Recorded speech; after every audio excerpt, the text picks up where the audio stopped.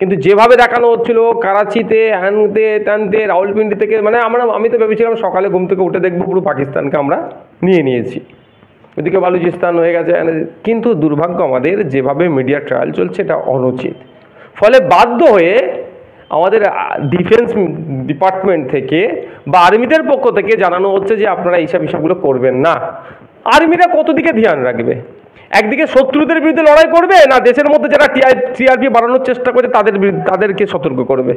যারা টিআরপি বাড়ানোর চেষ্টা করছেন তাদের কাছে অনুরোধ করছি, আমাদের আর্মি বা ডিফেন্স ডিপার্টমেন্ট থেকে যতক্ষণ না পর্যন্ত কোনো তথ্য দিচ্ছে আপনারা তার বাইরে কিছু পরিবেশন করবেন না, অনুরোধ করছি আপনাদেরকে।